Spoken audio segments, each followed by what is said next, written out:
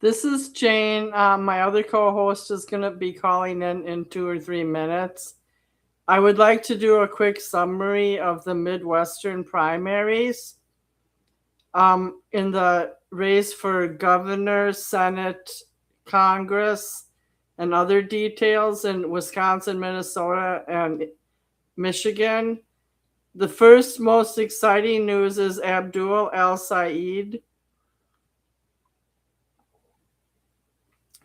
who has total swag and very intelligent ideas and is confrontational with Donald Trump, swept the Michigan primary for Senate.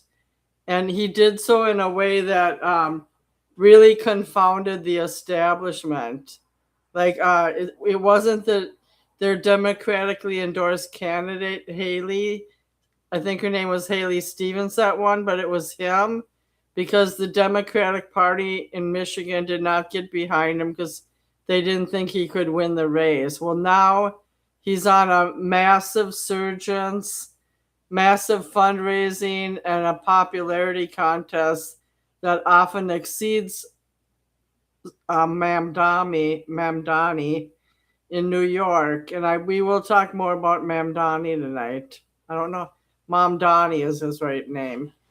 He is an Mamdani is another very likable government official these days who has gained a number of popular segments in American society. So I want to read something to you from the Wisconsin public news. In Wisconsin's Democratic Socialist Francesca Hong is trying to win a four-way Democratic primary for governor, but she was beat out by Tony Evers' endorsed candidate, David Crowley, who had dropped out of the race, and then another candidate named Sarah Rodriguez, who was the lieutenant governor, she dropped out 10 days before the election because of financial fraud rumors and campaign finance scandal. So this black guy named David Crowley, in a tentatively racist state, is now the lead runner to replace Tony Evers. Tony Evers, I believe, has served at least 8 years as governor, and many Wisconsinites were concerned that his resignation would leave a massive vacancy and an open door for Republicans to jump in there. But it's always been a purple state, and it used to be a fully blue state. So let's just see what happens there in the future. Also, I want to mention before I play this thing before Don calls in that Minnesota swept the Democratic primary with 4 women. And what I mean by that is not only did the front runners win in the Democratic Party, but also the front runner in the Republican Party is a woman too.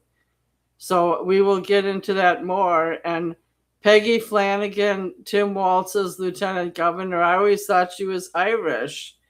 And she never really advertises her Native American roots, but she had a white mother and I believe in a Native dad. So I just think that it's weird that I've been following politics for a long time, but not religiously. I'm more into national politics. I just didn't even know she was Native American this week. And in Minnesota, that's a big thing because I have friends up here, Native, that speak full Ojibwe. And she thanked the state of Minnesota and Ojibwe this week, Miigwech. So that is a big deal. So I'm going to play this clip until Don calls in. Hold on.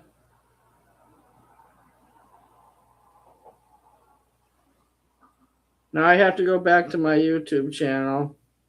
Okay, here it is. Overnight in Wisconsin, an upset for the Democratic Party's progressive wave and a surprise victory for the party establishment. Democratic socialist Francesca Hong narrowly defeated by the establishment-backed David Crowley. Crowley posting overnight, "Wisconsin, let's get to work," and the state party chair calling for Democrats to come together, writing, "Tonight, Wisconsinites made their choice, and tomorrow, Democrats will unite around David Crowley." The primary was a nail-biter, Crowley only beating Hong by a few thousand votes, even as polls showed Hong with a comfortable lead. But many of the country's top progressives distanced themselves from Hong, who previously called to defund the police, and in a 2020 since-deleted social media post wrote, "Cancel Thanksgiving," saying it promoted colonialism. She's since said her views have changed. Thanksgiving is also a time that's incredibly painful for many people in our communities. And so I think I wanted to make sure that people understood that there are multiple views, but views can evolve. Crowley, the Milwaukee County executive, will now face off against Republican Congressman Tom Tiffany, endorsed by President Trump. Meanwhile, in neighboring Minnesota, the progressive candidate, Lieutenant Governor Penny Flanagan, capturing the Democratic nomination for Senate, a victory for the party's left wing heading into the midterms. And overnight in South Carolina, in a test of the power of Trump's endorsement, Darlene Graham, the sister of the late Senator Lindsey Graham, failed to win more than 50% of the vote in the Republican primary to replace her brother on the November ballot, despite the complete and total support of the president. I've been accused of not being a politician, guilty as charged. I will spend the next 2 weeks of this runoff meeting with voters and, unlike some politicians, listening to their concerns. ABC News now projecting Graham will advance to a runoff against Republican Congressman Ralph Norman. So multiple tests overnight, but it's all really going to come down to who goes to the polls in November. And one more state where the president's endorsement came up short last night was Minnesota in the Republican race for governor. Mike Lindell, a close ally of President Trump's, who backed his baseless claims of election fraud, losing in the Republican primary overnight to the state speaker of the House, Lisa Demuth. That was the Republican primary for governor. Overnight in Wisconsin, an upset for the Democratic Party's progressive wave and a surprise victory for the party establishment. Democratic socialist Francesca Hong narrowly defeated by the establishment-backed David Crowley. Crowley posting overnight, "Wisconsin, let's get to work," and the state party chair calling for Democrats to... There was some controversy surrounding Francesca Hong. She was popular, but in one interview, she said, "Let's cancel Thanksgiving." And then Bill Maher did a spoof on her, naming all the holidays that she didn't approve of. He even went so far that she said she wanted to cancel Christmas. So lately, Bill Maher's becoming too moderate. I think I get a sense that he wants to keep a balance so that he can maintain both audiences, but he does exploit Democratic radicalism a lot. So with that, Don missed the bullet, so I gotta call him. 1 second, please.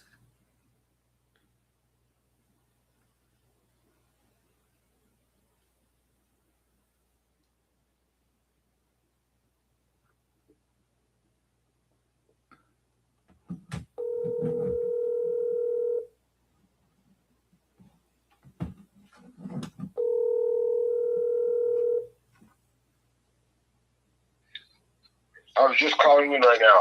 Okay. I hope you got your meal in, because you're the main attraction tonight. No problem, and I did not, but that's all right. I worked late tonight. That's why I've been a little behind. But yeah, no, I'm here right now. So. Well, we're only gonna do a 20-minute show, so I hope you got a pop or something to drink. Yeah, no, I do have a little bit of tea, but that's about it. My night relaxer elixir. But hold on, little turn. I'm looking at Michael Levine. So the biggest news tonight is not the fact that Abdul El-Sayed won in Michigan, but that right. Wisconsin was a shit show right up until Election Day. Right. There was they had candidates that were bouncing around all over the place. Yeah, like Lieutenant Governor Rodriguez dropped out right at the end because of campaign finance fraud, and David Crowley dropped out and jumped back in with the endorsement of Tony Evers because he was the chosen candidate and the chosen endorsed candidate over Francesca Hong, who had a stronghold. And then so this one woman dropped out. Hong, the favorite, lost, and David Crowley, who jumped in and out of the race, only won by a few thousand votes. Right. And 2000. as opposed to Michigan, he was the establishment favorite. But in Michigan, the democratically endorsed candidate did not win. Haley Stevens, I think her name is. Abdul El-Sayed, a government official or a government servant, beat her. Right. Well, she was trying for that minority vote. She was really pushing it. She had the support, but El-Sayed has Detroit, and they came in Dearborn. Those places are highly Muslim. But I mean, he deserved to win. I don't have a problem with it because he's not a full. He had an excellent pitch. Black people love him because he's promising future health care and future government services in the sense of at least the assurance of having like prescriptions paid and doctor visits. A lot of Republicans would say, well, he wants socialism. No, he doesn't. He just wants guarantees. He doesn't want our money diverted into a war, and he wants American citizens benefiting from their own tax donations, so to speak. He's not a socialist. He's kind of more of a liberal Democrat. Right. But, so that's one of the things that I think kept him in the race, was able to get him over the hump. Yeah, like in Minnesota, I hate to say it, but at least in Duluth, Minnesota, your phone's crackling. In Minnesota, the Democratic endorsed candidate, the DFL it's called, Democratic Farmer Labor Party, they always win. Very rarely does a third party or a rare candidate beat them. The only time that happened is when Jesse Ventura beat Hubert Humphrey's son in a governorship race. You're talking about when you talking about the Democrat, or when you talking? No, I'm talking about. Okay, Minnesota has a party called the Democratic Farmer Labor Party, DFL. Every candidate they endorse, they're unbeatable in Duluth, up here where I live. But in other parts of the state, there's been upsets. Like the DFL candidate, Hubert Humphrey III, lost to Jesse Ventura in the governorship in 1998. Right. So we have a very progressive state. You and Wisconsin are the most progressive states in the country, probably. You got Maine, but they don't have Maine and Vermont, but they don't have enough population to make a difference. But in terms of new policies that are rolled out, and bipartisan policies too, Wisconsin and Minnesota lead the country in looking, or at least in the past, have led the country in doing this. And Minnesota, as you see, has gone too far, or progressed too far, or has morphed into a ultra-liberal enclave, as in Seattle and Portland. So they might have gotten. The one thing about Minnesota, though, we usually pick our endorsed candidates. We don't go off the grid. Now, in Michigan, they did. Abdul El-Sayed was not the endorsed candidate. He beat out the endorsed candidate. So I do want to make a point about Wisconsin. From the time of the late 1960s bombings in the UW-Madison campus and the radicalism of the Milwaukee 14 burning draft cards, Wisconsin has become a purple state for a while because Governor Tommy Thompson eliminated all welfare programs except for food stamps and childcare. He wiped out cash aid, and the whole city of Milwaukee went broke because of it. So Wisconsin has been a purple state for a long time. Right. But you're right, they do have liberal strains. And the fact that Tommy Evers has been governor the last 8 years is one indication. Yeah, well, if you know Wisconsinites, I'm from Wisconsin, so I know exactly what I'm talking about. We are a happy-go-lucky bunch, God-loving bunch of people. And we feel like we have a grasp on life. I won't speak to parts of life, yeah, because we're hard work. Wisconsinites we can work 48 hours straight and get 3 hours of sleep and say, okay, let's do it again. As you know, Dick the Bruiser as a wrestler back in the day, 60s, 50s and 60s and stuff. He's the model of Wisconsin, where you just stomp around and say, okay. Well, one thing, they had a feature this week on NPR about, I think it's called Bertoselli's Pizza in Wisconsin, how they've gone from like a mom and pop shoestring operation to a international pizza. Don, can you take your phone off speaker? It's crackling. Okay, hold on. Okay, just put it up to your ear. Bertinelli's or something with an Italian sounding name in a small town of Wisconsin. They've gone from a shoestring pizza operation to selling over like 1 million to 6 million pizzas a year. And they are hardworking. And my friends in Stoughton, Wisconsin, they own cows. They have a trucking business, the Hull family, Hull. They own cows. The whole family's involved in the trucking transport business. I think for a while they were conservative and Trumpsters, but now they're scaling back. And they do support community living and subsidize charities and local school organizations.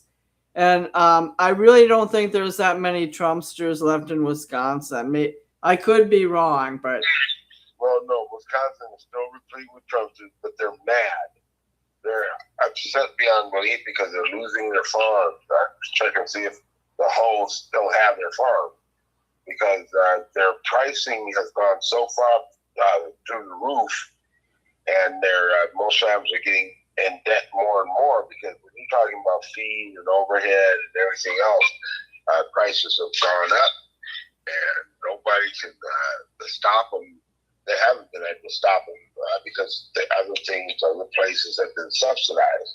So that's why recently the United States has given Mexico and basically Mexico and carte blanche to bring in. Yeah, the Hall families, they've been in business 40 years, so they're rich.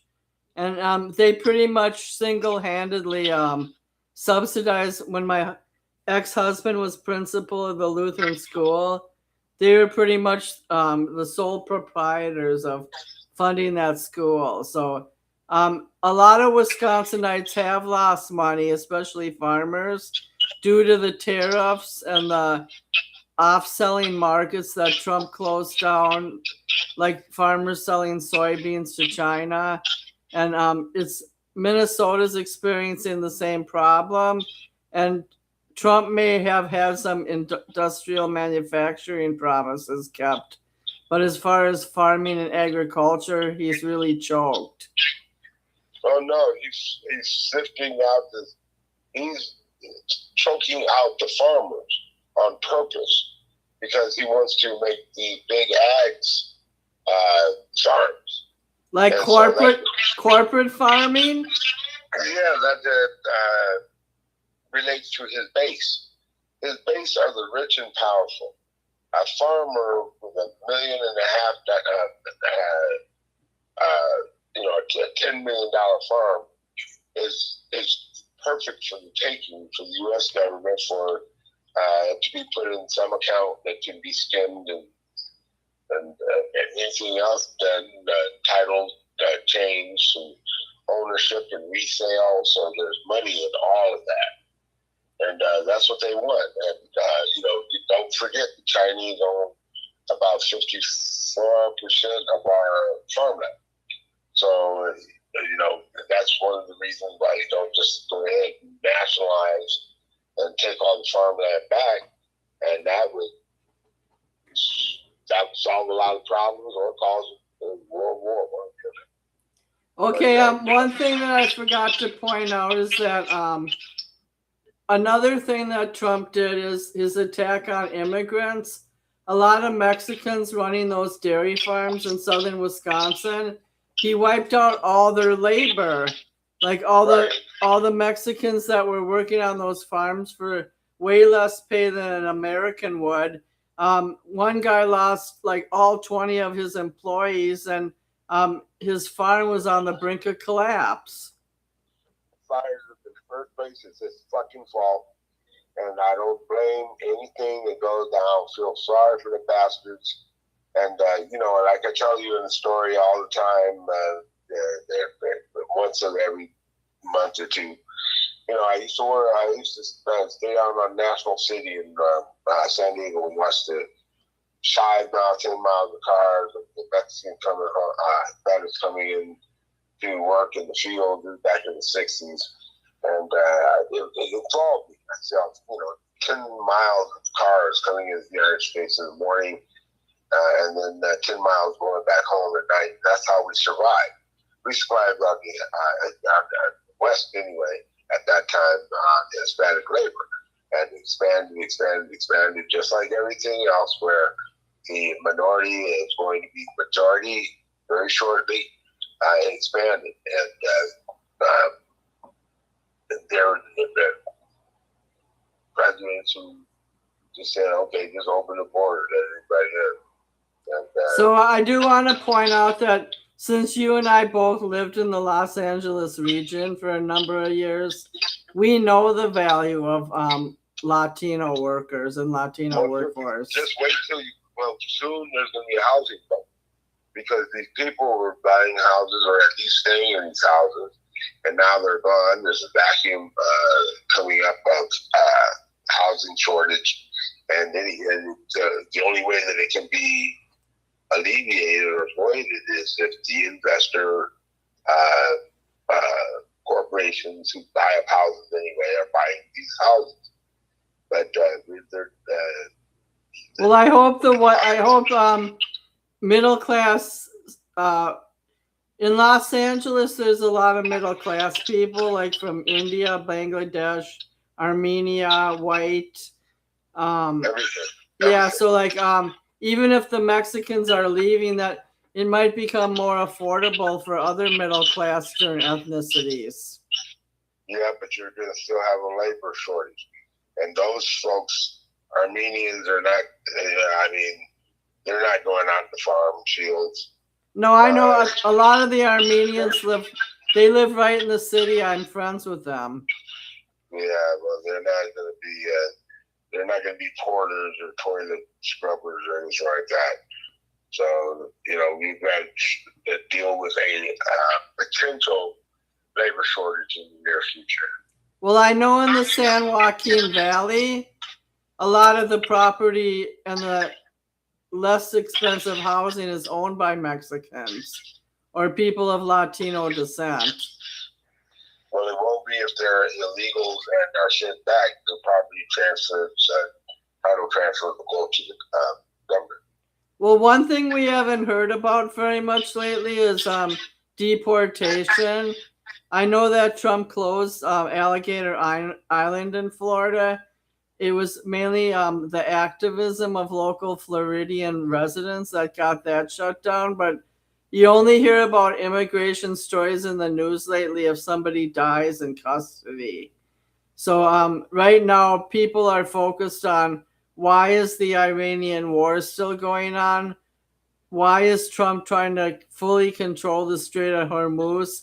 And he's also putting out propaganda that he's succeeding in controlling the whole strait, and it's actually not true. The Iranians are in very big contention with us, and the negotiation process is really fizzling.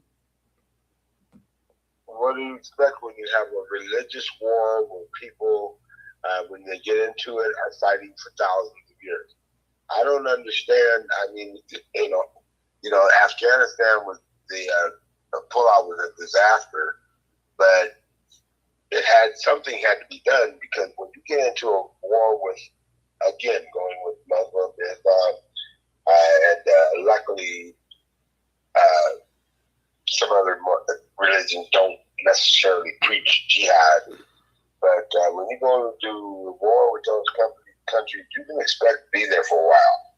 And Trump doesn't have the intelligence to understand history like that, because he's strictly on the Nazi history book. Well, he also thinks that you can have a hit it and quit it war and accomplish your goals in like 15 days. Well, that's what I'm saying. Just saying, if people who know, like me, and know where we do, I know obviously we deal with legislators all the time, know that when things get out of hand, they lose control.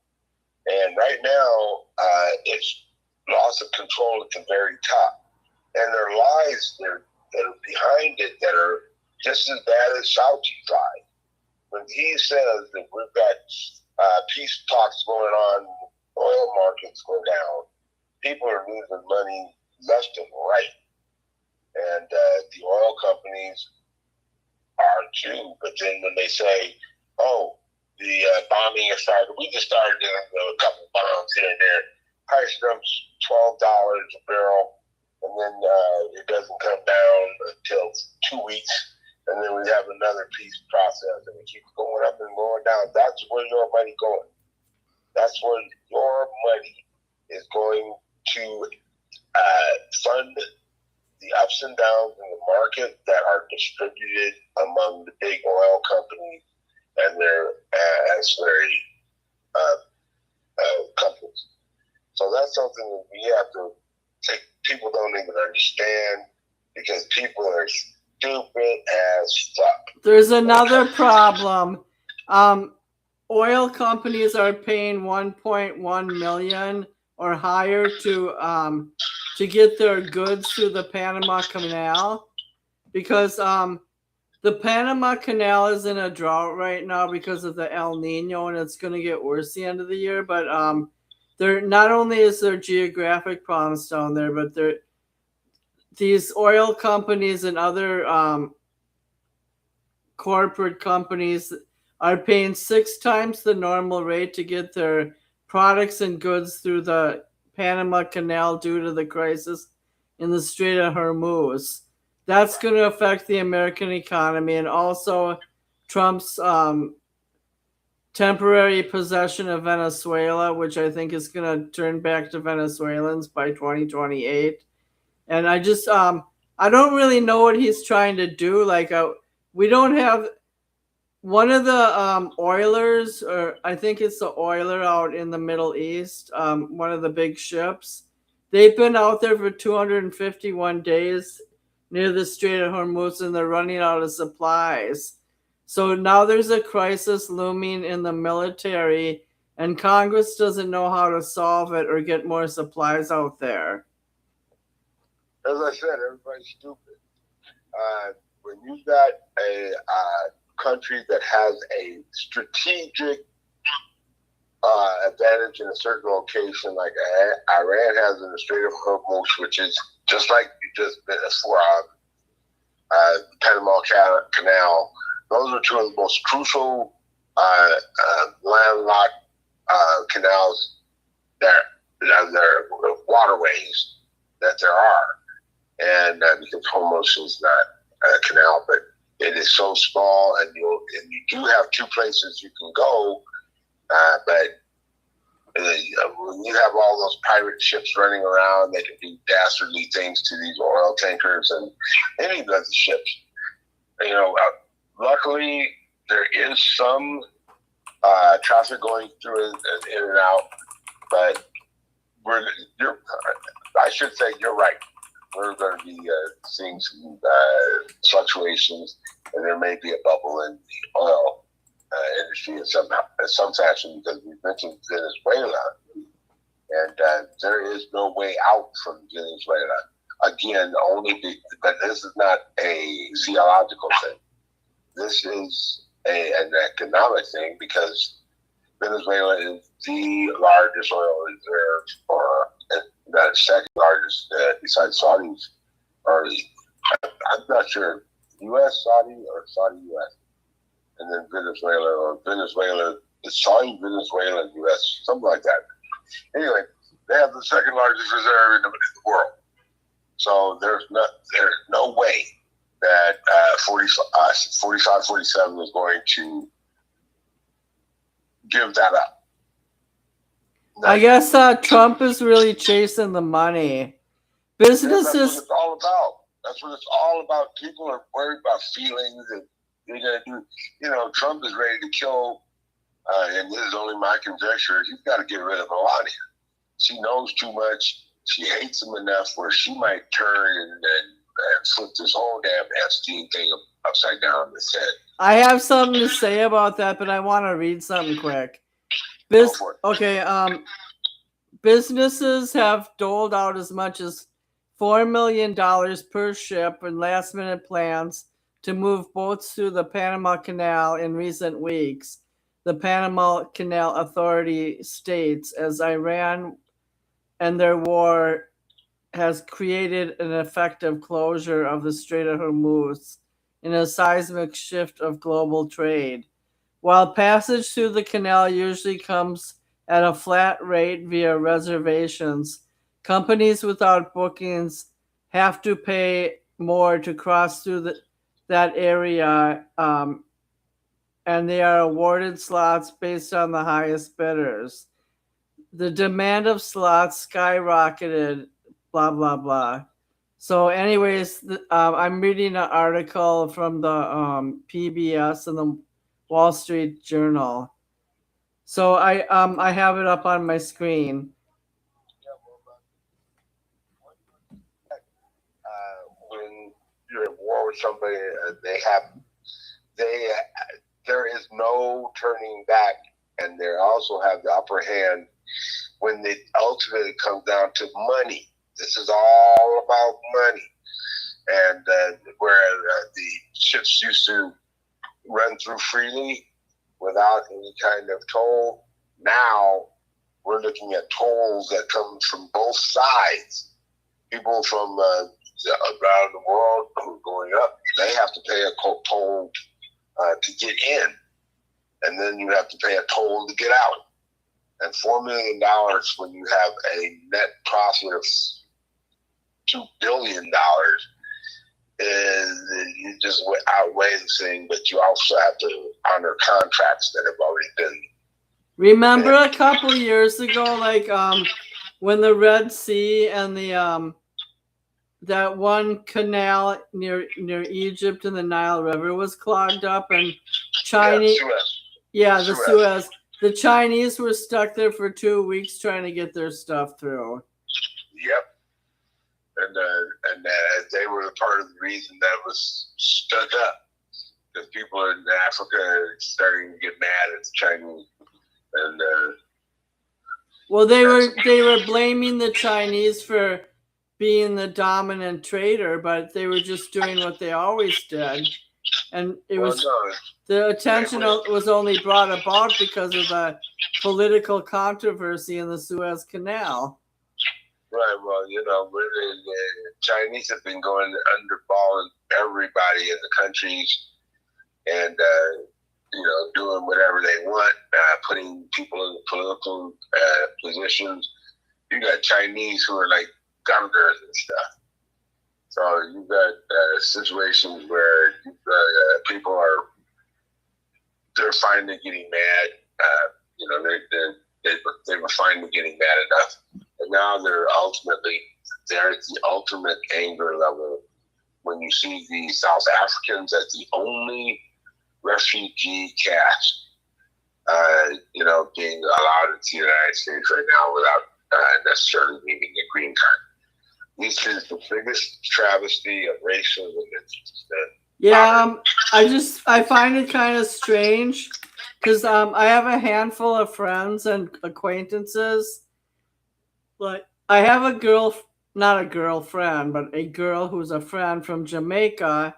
She comes here once a year for 3 or 4 months. She does 3 jobs at one time. She's on a visitation visa.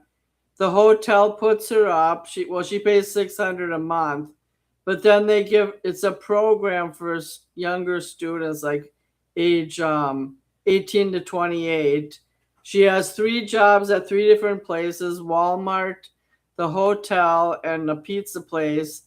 She makes about 10 to 15,000, and then she flies back to Jamaica the rest of the year to be a student. And I'm glad there's programs like that are not controversial and that are not hindering her success.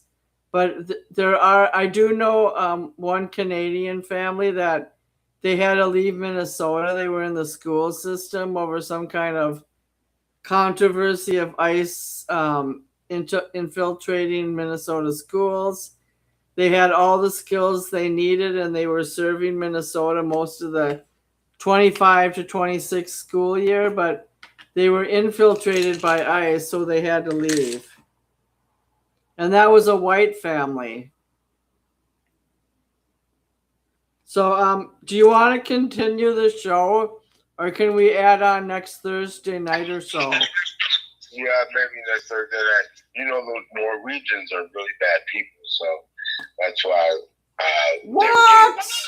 probably thrown out. Do you know who Irving Holland is from the Norwegian soccer player? Do you know him? No. He's a big dude who kicks everybody's butt. Yep, he's 6'4" and he runs faster than football players in the NFL. This dude is a beast if he's the guy that's on the World Cup and everything. Yeah, I like that guy. I like that Norwegian. But in Minnesota, it's mainly Swedish and Finnish. We do have some Norwegians. So, by the way, I want to tell you one funny story about online dating quick. Okay, I'm on Minnesota Singles, and this 64-year-old guy told me I was beautiful, and he kept emailing me on Facebook Messenger.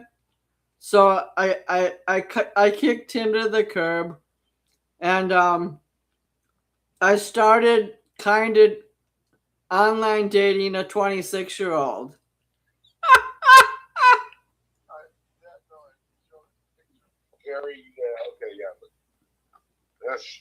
But he was only about one thing. What? Duh. I don't know. Can you explain it to it explicitly?